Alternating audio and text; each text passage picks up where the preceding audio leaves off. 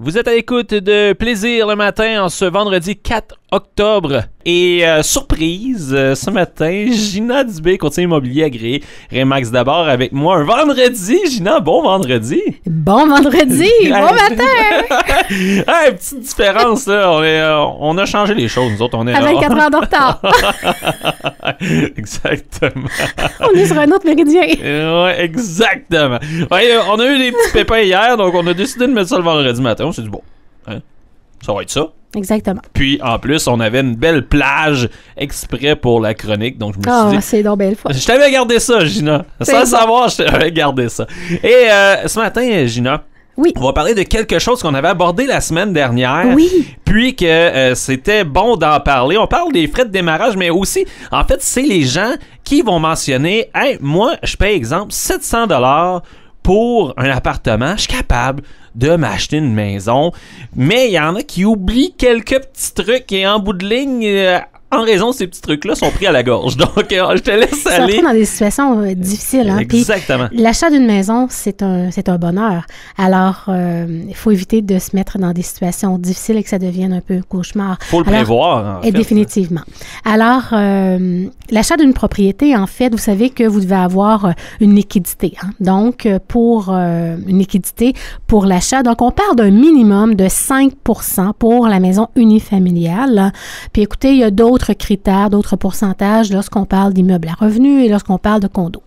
Donc, mais pour une maison unifamiliale, on parle de 5% et plus. Donc, ça va devenir un prêt assuré par une assurance comme SCHL ou GE ou en fait, on a certaines compagnies qui assurent les prêts hypothécaires. Si vous voulez faire exemption, en fait, d'une assurance hypothécaire, bien, vous devez donner un minimum de 20% de mise de fonds. Hein? Donc, voilà. Alors, mais c'est ça, les gens oublient souvent que oui, c'est beau de faire l'achat, de dire oui, j'ai mon 5%, mais il y a aussi des frais de démarrage qu'il faut pas prendre à la légère. Hein? Donc, il faut compter en fait sur des fonds suffisants pour être en mesure de bien entretenir, de bien partir, en fait, là, de bien débuter notre déménagement et partir sur une belle envolée quand on a notre propriété. Donc, il y a plusieurs prêteurs hypothécaires qui vont s'assurer, même si vous avez ces fonds, hein, donc, avant d'accorder le prêt hypothécaire, que vous ayez vraiment ces frais de démarrage-là qui sont prévus dans votre budget. Alors, ils calculent en fonction, le prêt hypothécaire est calculé en fonction de la valeur de la propriété, je vous l'ai dit tantôt, donc 5% de la mise de fonds et plus. Les frais de démarrage, évidemment, qu'est-ce qu'on parle par là? En fait, on va parler de l'inspection, de l'évaluation de la propriété. L'inspection en bâtiment, je vous en ai déjà parlé, c'est vraiment un expert en bâtiment qui va venir faire l'inspection. Inspection des systèmes de chauffage, il va avoir les tests d'eau potable. En fait, bref, il y a plusieurs types d'inspections possibles. Il y a l'étude du dossier aussi par les assureurs. Comme je vous disais, si vous avez un prêt hypothécaire qui est assuré, bien, il y a des frais qui sont associés à ça. Alors, il faut quand même les prévoir. Les honoraires du notaire. Hein? Les frais d'ajustement aussi des comptes, les taxes municipales, les taxes scolaires. Parfois, on va avoir aussi des ajustements au niveau des réservoirs aussi de combustible, donc le propane, l'huile à chauffage. Donc, les locations d'équipements. Des fois, ça peut être aussi des contrats aussi d'entretien sur certains équipements. Tu sais, on parle aussi des systèmes de chauffage à l'huile et tout ça. Ils ont des contrats d'entretien certains. Alors, il faut prévoir ces ajustements-là. La taxe de mutation, on en a parlé la semaine dernière. Donc, ça aussi, c'est des frais. Hein? Donc, quand on reçoit la facture, vous avez 30 jours. C'est un bon frais. C'est un bon frais, ouais. Exactement. Puis vous avez 30 jours pour le payer. Alors, ça va vite. Hein? Ouais. Alors, on ne peut pas mettre ça sur l'hypothèque. Les frais de déménagement. Hein, aussi, les gens oublient ça. Hein? Ils disent, ah, mais non, mais tu sais, oui, on a besoin d'avoir un camion. Ou si vous faites affaire avec des amis, ben écoutez, il faut tu sais, toujours par courtoisie, ben oui, on leur paye le repas, donc... à boire. Des petits rafraîchissements et tout ça, donc... ouais.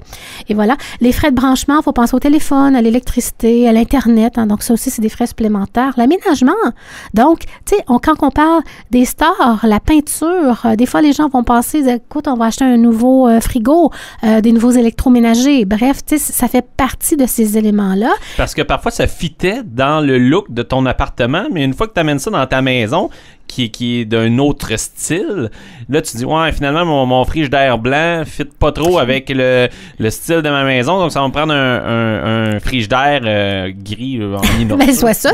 C'est une question d'esthétique. À ce moment-là, oui, effectivement.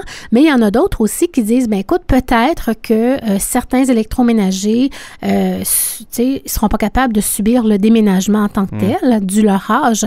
Donc, parfois, c'est plus avantageux d'avoir à changer, en fait, les électroménagers. Moi, je parlais en connaissance de cause parce que j'avais un frigidaire neuf de 2 ans. Puis ma blonde a dit non, il ne fit pas dans le décor. Il fit plus. Non. Et l'autre élément important, en fait, et c'est ce que les gens oublient souvent, c'est d'avoir un fonds de roulement. Vous savez, donc, on pense aux prêts hypothécaires.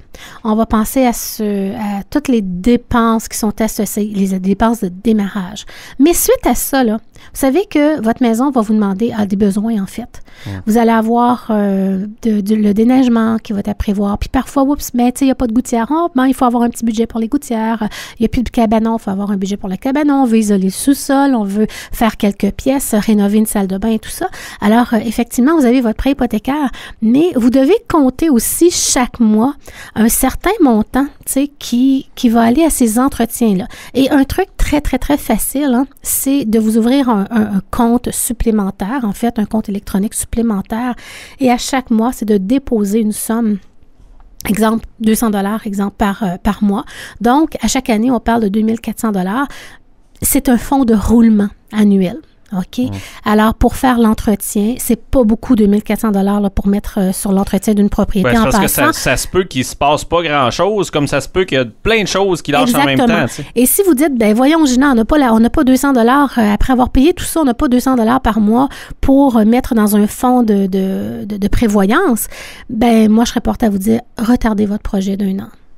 Donc, parce qu'effectivement, oui, une maison, il y a des imprévus et il faut prévoir c'est important de prévoir ce fonds de prévoyance-là parce que, comme je vous disais, l'achat d'une maison, c'est supposé être un bonheur, donc une belle étape dans une vie. Et donc, voilà, c'est un petit conseil gratuit. Petit conseil gratuit du vendredi. Hein? Oui. Ça aurait été un conseil du jeudi, mais comme on a retardé, c'est un petit conseil gratuit du vendredi matin. Oui. Donc, prenez en note tout ça, parce que c'est vraiment très important. Moi, je me souviens, quand on s'est lancé dans le projet de s'acheter une maison, tu te dis, hey, moi, ça me coûte tant pour un logement. Je suis capable, ça va me coûter moins que ça avec les paiements et tout. Puis finalement, tu te rends compte qu'il y a tellement de choses à payer que c'est pas tout à fait ça, là. Il y a plein de choses. Donc oui, on s'en est rendu compte à temps, mais c'est quand tu es embarqué dans le bain que tu fais « Oh là là! » C'est là que ça se passe. Donc, il y a certains sacrifices à faire, donc des budgets voyage, peut-être certains petits luxes qu'on se payait en appartement, qui lorsqu'on devient propriétaire, ben oui, on doit entretenir notre bien. Mais tu sais, si tu mangeais 4 fois par semaine au restaurant quand tu étais en appartement, puis ça fitait bien dans ton budget, ça se peut que là, ça soit rendu peut-être 1 ou 2. Aux 2 semaines. Aux 2 semaines. C'est comme ça. Mais ça reste que tu es capable de te payer du luxe quand même, mais peut-être un petit peu moins souvent et tu dois surveiller un petit peu plus ton budget pour faire attention à tes finances. Et en fait, ce qui est intéressant, c'est qu'une maison devient votre patrimoine familial.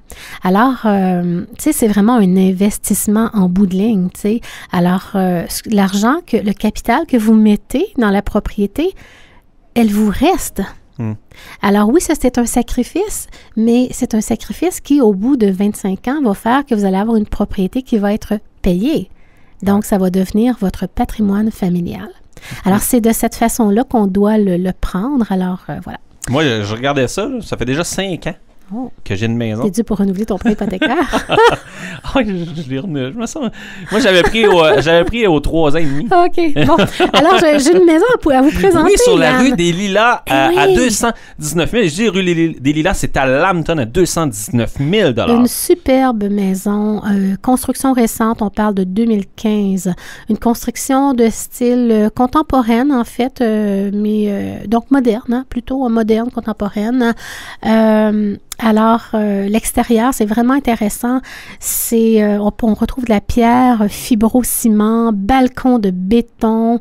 C'est vraiment une maison qui demande comme zéro entretien à l'extérieur. Et ça, c'est important. C'est important quand on regarde ça. Donc, voilà. Alors, on parle d'un 3 chambres à coucher, 12 pièces au total, sous-sol aménagé. Donc, au premier étage, on y retrouve 2 chambres, cuisine, salle à manger et salon. Ça, c'est cuisine, salle à manger, salon se retrouve en fait en aire ouverte avec un très bel accès, en fait, un balcon arrière. Et le terrain, ce qui est intéressant dans ce cas-ci, c'est qu'on parle d'un terrain de c'est 50 000 pieds carrés ou autour d'eux, là. Alors, c'est plus d'un acre. Non, c'est 37 000 pieds carrés, là, donc un petit peu moins qu'un acre ou près d'un acre. Ce qui est intéressant aussi, c'est qu'on se retrouve dans un secteur où est-ce qu'on a un accès au lac. Et ça, c'est génial parce que vous voulez descendre votre bateau, le sortir et tout ça. Alors, vraiment, vous avez une très, très belle opportunité ici. Alors, maison récente, quartier vraiment paisible, entouré d'arbres au complet, un beau terrain qui est paysager aussi. Donc, entouré d'arbres, pas de voisins, vraiment un très, très bel achat. Le prix demandé, 219 000. C'est en bas du prix coûtant. On y retrouve un beau foyer, foyer au gaz, thermopompe aussi, beaucoup de fenestration aussi. Alors, écoutez, c'est une maison qui est bien construite avec de très bons matériaux, beaucoup d'extras aussi. Alors, vraiment, c'est à prendre en considération.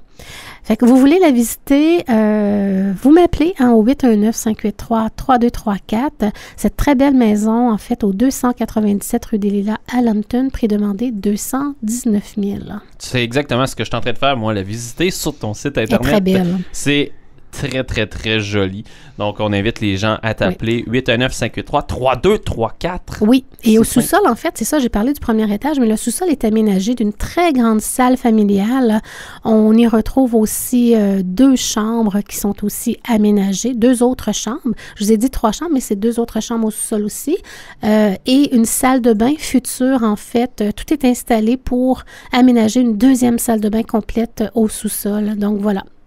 Très bel achat. Prix demandé, 219 000 $. Rendez-vous sur le www.ginadubé.com pour voir les magnifiques photos que Gina a prises de cette demeure-là.